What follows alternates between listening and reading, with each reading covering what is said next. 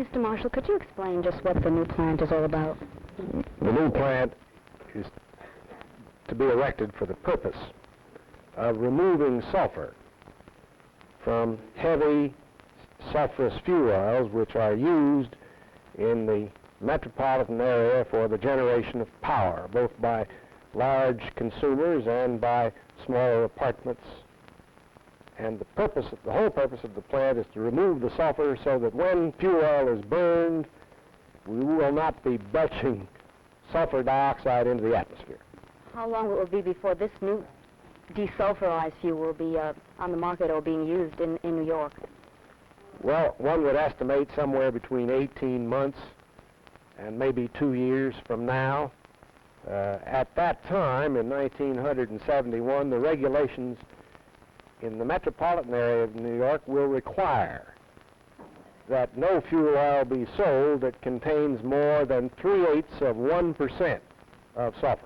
How much sulfur is being used now in Manhattan or in the metropolitan area? Most of the fuel oils, particularly the heavy varieties, today contain somewhere between 2 and 3% sulfur.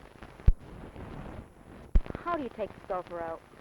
You take the sulfur out of fuel oil, very much oversimplified, by adding hydrogen, which combines with the sulfur in the fuel oil to form hydrogen sulfide, from which chemical substance it's a fairly simple matter to recover pure sulfur.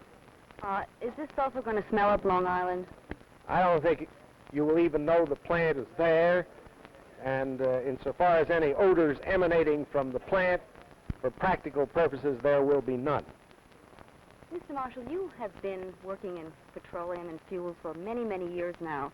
And finally, for the first time, it seems recently, the government, the people have been worried about what is happening to our atmosphere, what's happening to our environment. How do you feel? Is it too late? Are we doing too little too late now? I don't think it's ever too late. Maybe we haven't done it soon enough, in the sense that it would have been better if we'd have done a lot of this 10 years ago, but in no sense do I regard it as too late. Not if we all get at it.